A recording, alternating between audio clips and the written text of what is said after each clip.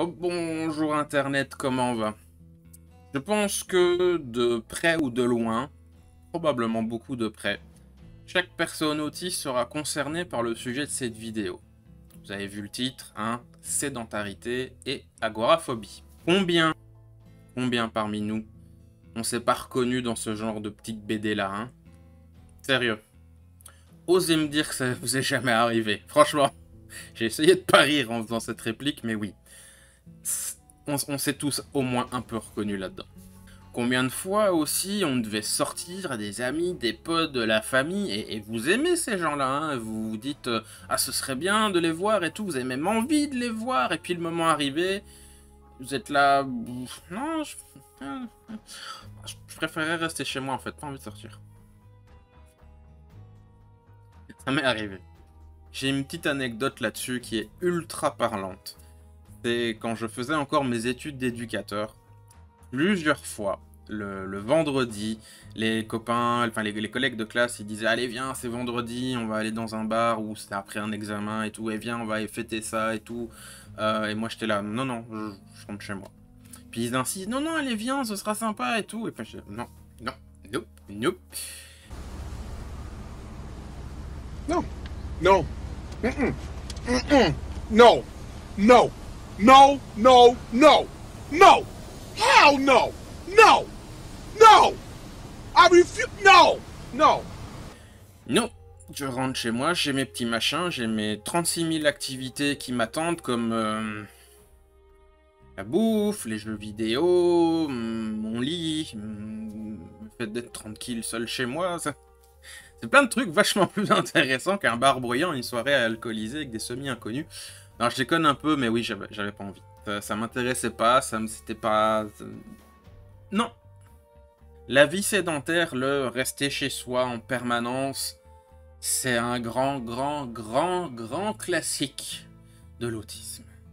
Si pas le plus grand classique. C'est comme, je sais pas moi, à l'Alfred Hitchcock dans le cinéma. C'est peut-être le plus grand classique du monde, quoi. Ou Fritz Lang, enfin voilà, il y en a deux, trois, mais... Voilà, vous avez compris. Tout comme son pendant un peu plus extrême et un peu plus problématique, celui-là, qui est l'agoraphobie. Être terrifié à l'idée de sortir. Et là, c'est là que ça commence à devenir un petit peu moins marrant. La définition exacte est la suivante. La peur des lieux publics et espaces ouverts au sens commun du terme. C'est vaste et vague, et très vaste et très vague. Mais c'est exact. Le grand dehors est le mal. Il y a plusieurs déclinaisons à cette agoraphobie, bien sûr, hein, des termes plus spécifiques, comme la phobie de la foule, les espaces restreints, etc., donc la claustrophobie et compagnie. Mais voilà, pour la durée de la vidéo, dites-vous que je mets tout dans le même sac, ça va être plus simple. La vie sédentaire, qui est donc une incidence ultra fréquente de l'autisme, peut engranger cette dite agoraphobie, ou certaines activités de base d'une vie normale, comme par exemple faire des courses, ou aller à un rendez-vous, se rendre à une administration, des entretiens d'embauche, ou se rendre à son lieu de travail, s'il y en a un, ou l'école, ça devient une véritable corvée, si pas un enfer. Comme j'ai dit, c'est valable pour l'école aussi, bien que l'école, il y a des choses un peu plus supplémentaires à dire dessus, mais bon, mettons-les dans le même sac, encore une fois, c'est le même principe. Vous voulez l'éviter à tout prix, au risque de sécher, faire semblant d'être malade, ou pire, faire des malaises, des crises de panique en classe ou en cours de récréation. C'est le même délire. J'ai fait 2-3 recherches et je vous avoue, j'ai eu du mal à savoir lequel entraîne lequel. Est-ce que c'est l'autisme qui provoque la sédentarité et puis donc l'agoraphobie est une conséquence, ou c'est l'agoraphobie qui est créée par l'autisme et qui induit la sédentarité en symptômes, et ainsi de suite. Honnêtement, j'en savais pas. Je savais pas dans quel sens ça fonctionnait. Je pense qu'il faudrait avoir l'avis d'un spécialiste, d'un vrai professionnel du métier. Mais ce qui est certain, c'est que les deux vont main dans la main. Ils sont copains, et prend la mienne et tout ça. Désolé, la blague était nulle, mais ça m'est venu comme ça. Mais du coup, donc, ça crée un cercle vicieux où vous ne sortez plus. Et moins vous sortez, moins vous avez envie de sortir. Donc briser ça, c'est très compliqué. À part avec un petit peu se faire violence ou avec l'aide d'un tiers. Il faut se faire mal pour en sortir. C'est qu'on va dire, c'est moche, mais c'est ça. encore une fois, j'ai une petite anecdote et un petit exemple qui me concerne où ben, j'ai pu réussir à faire des trucs comme ça. C'est quand j'étais à fond dans Magic, le jeu de cartes hein, que vous connaissez probablement, ou au moins le nom vous dit quelque chose. Donc je voulais participer à un tournoi, c'était un truc sérieux, et c'était à l'époque où je me tentais au jeu professionnel du jeu de cartes, où c'était vraiment la compétition, les tournois, les trucs sérieux, etc. Il y avait des prix à la clé, parfois de l'argent, parfois des gros paquets de boîtes de cartes et compagnie. Et cette fois-ci, pour le tout premier, c'était un truc à Bruxelles. Moi, j'habitais à Namur, enfin, les environs de Namur, donc genre 1 heure de train et tout. Et il devait y avoir 80 joueurs, quelque chose comme ça. Mes souvenirs sont un peu lointains, faut dire que c'était il y a quelques années déjà. Genre presque 10 ans. La vache, ouais, ça fait mal. Bref. Et donc, du coup, c'était à l'outpost de Bruxelles, pour ceux qui connaissent. Et donc, ça signifiait prendre le train, etc., me retrouver avec plein d'inconnus. Et c'était compliqué. Il y avait aussi le stress de jouer avec des personnes que je connaissais pas et la pression de est-ce que je vais rater, est-ce que je vais me planter, est-ce que je vais gagner, est-ce que je vais en fait être un gros nul. Il y avait plein de trucs, mais je voulais tenter. Ça me donnait envie. L'idée d'être un joueur professionnel, l'idée de jouer dans des tournois et quand même pas trop me démerder, j'avais envie. Donc, j'ai essayé et j'ai demandé à mon meilleur ami Florian de m'accompagner, simplement être présent, simplement être là. C'était énorme. Il y avait une différence de fou. Enfin, c'était incomparable. En termes de difficulté, de pression, de stress, d'angoisse, etc., on passait du truc pratiquement impossible à un truc très difficile mais gérable. Vous voyez un petit peu? Parce que dit comme ça fait pas grand chose, mais je peux vous dire que si, c'est énorme, c'est... Voilà, je le remercierai jamais assez pour ça. Donc il était là, dans la salle, dans un coin, à jouer, voilà. Et au bout de 3 ou 4 heures, il m'a même dit qu'il rentrait, parce que bon, quand même, il se faisait un petit peu chier. Et j'ai fini l'événement sans lui. Mais résultat des courses, j'ai fini dans les 20 premiers. Je crois que j'étais 15e ou 16e, ce qui est pas mal du tout pour 80 joueurs. J'étais pas dans le fameux top 8, malheureusement, mais bon, pas mal du tout. J'ai réitéré ça en faisant encore plus grand. C'est-à-dire que 1 ou 2 ans plus tard, je n'ai plus la date exacte, je crois que c'est 2 ans, mais bref, peu importe. Je suis allé à un gros tournoi à Lille. Donc niveau trajet, c'est beaucoup plus loin. C'est beaucoup plus loin. Et il y avait beaucoup de joueurs. On était sur 2500 joueurs. Et là, il y avait un gros cash prize à la clé, je crois que c'était 15 000 $, un truc comme ça, avec des pro points pour être dans le classement des joueurs professionnels, ceux qui vivent en fait de cette carrière dans le truc. Imaginez que c'est un joueur de foot ou un joueur de tennis qui gagne sa vie en faisant le sport, quoi. Et donc j'étais rejoint par mon ami Pierre, que j'ai interviewé d'ailleurs il n'y a pas si longtemps. Et il m'a accompagné non seulement parce que j'avais besoin d'avoir un endroit pour dormir, parce que c'était genre sur 3 jours, et aussi parce que sa compagnie pouvait me faire plaisir, je me sentais un petit peu moins seul dans cet océan de gens et tout ça, donc voilà, mais c'était plus gérable. Résultat des courses, qu'est-ce que ça a donné? Entre les rondes des parties, etc., je claquais des doigts, je tournais en rond, et je répétais à chaque fois les phrases du genre c'est juste une autre partie de Magic, c'est juste une autre game, voilà, détends-toi, ça va aller, c'est juste une partie de Magic. Je tournais cette phrase en boucle en fait entre chaque match. Et j'ai fini 162e sur plus de 2500 joueurs. Honnêtement, j'étais un brin déçu, je dois admettre. Beaucoup disent, mais t'abuses, c'était super et tout. Mais je suis quand même un brin déçu parce qu'il y a certaines parties où j'ai fait des erreurs, mais de débiles. Même maintenant, j'ai envie de me faire spalm, qui m'ont coûté cher. J'aurais pu faire mieux, mais malgré tout, c'était un joli score. Et en plus, c'est un deck que beaucoup de gens disaient non, c'est pourri, c'est nul comme carte et machin et truc. Je vous emmerde, j'ai fait ça et j'ai bien géré. Donc voilà, je clôture l'aparté sur Magic et pour mes expériences à moi, mais c'était pour vous montrer que il y a moyen, encore une fois, il y a des alternatives, il y a possibilité de faire des trucs auxquels vous tenez ou que vous voulez absolument faire des choses et trouver des solutions à vos problèmes qui entravent vos passions et vos désirs. Bonjour Chaussette, tu fais des câlins? En plus, je crois qu'avec le meilleur angle de caméra, on peut te voir. Parce que l'agoraphobie, franchement, si vous en souffrez, je veux dire réellement, parce qu'il y en a qui disent qu'ils sont agoraphobes, ben non, c'est pas de l'agoraphobie, c'est juste que ils ont pas envie ou c'est un autre problème, c'est pas de la vraie agoraphobie. Donc si vous avez ça, vous savez que c'est une plaie, vous savez que c'est un véritable handicap, genre vous avez les 4 pneus de votre bagnole qui sont crevés, c'est une putain d'écharde qui vous empêche de vivre. Donc moi je vous le dis, c'est possible d'en sortir, vraiment. Ma petite histoire sur... Coucou Chaussette. Ma petite histoire sur ces 2 tournois Magic, mon parcours de vie, les vidéos que je fais, les gens que je contacte pour faire des interviews et tout. Je dis pas ça pour me jeter des fleurs, c'est pour appuyer mon propos.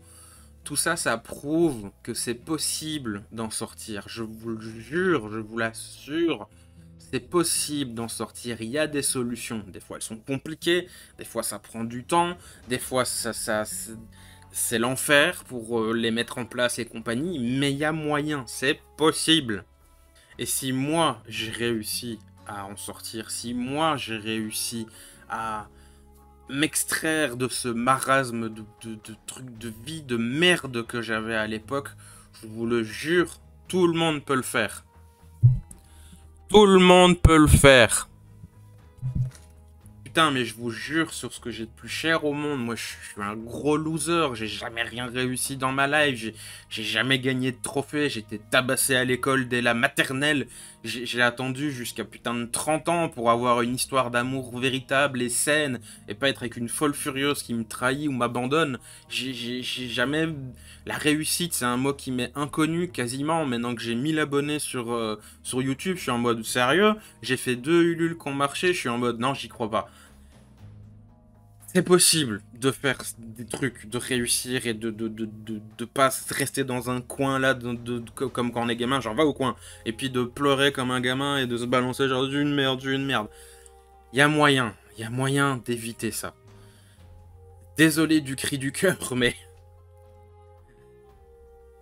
il y a moyen.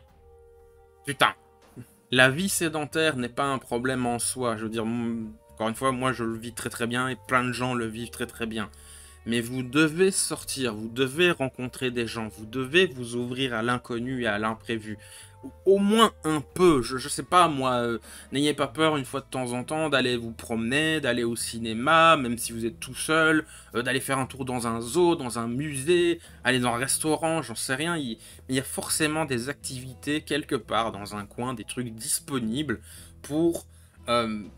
sortir, pas être tous les jours, tout le temps, toutes les semaines, non-stop chez soi.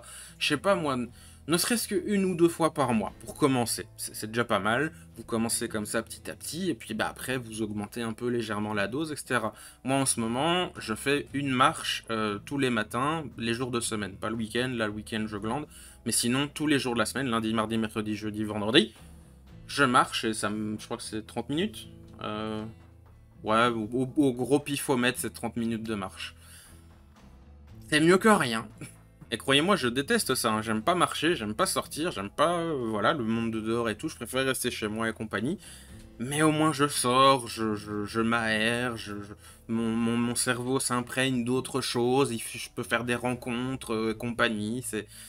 Ça fait partie de la life. Et aller au cinéma, zoo, resto et compagnie, moi, je demande que ça. Hein. C'est les sous qui manquent plus qu'autre chose. Mais, mais voilà, essayez de ne pas rester chez vous non-stop, d'être un no-life comme le cliché du mec qui fait que jouer à World of Warcraft tout le temps. Ça c'est le cliché à éviter, quoi. Et aussi, si vous êtes vraiment au fin fond du fin fond du très fond, des quins fonds du trou, genre il n'y a pas plus bas possible, c'est même en dessous des enfers, et que vous êtes effrayé au possible et que vous êtes isolé et la totale, il y a des activités organisées par des petites structures. Quand moi j'étais au truc d'éducateur renfort, donc la structure éducative et psychologique qui m'aidait, qui m'accompagnait, ils avaient trouvé pour moi, parce que j'avais fait la demande, genre bah, j'aimerais bien faire des activités, j'aimerais bien faire des amis et tout, vu que j'avais plus personne à ce moment-là, ou quasiment. et je voulais m'en tirer, quoi, tout simplement. Et ils avaient trouvé, en fait, des espèces de petits groupes, des petits trucs organisés, parfois par des structures psychiatriques ou psychologiques et des choses comme ça, pour les personnes en difficulté. Après, au niveau public, il y a tout, hein, on est d'accord. Mais voilà, ils avaient trouvé des trucs comme ça, où là-bas, vous pouviez faire, je sais pas moi, du ping-pong, des jeux de société, des simples espaces de discussion.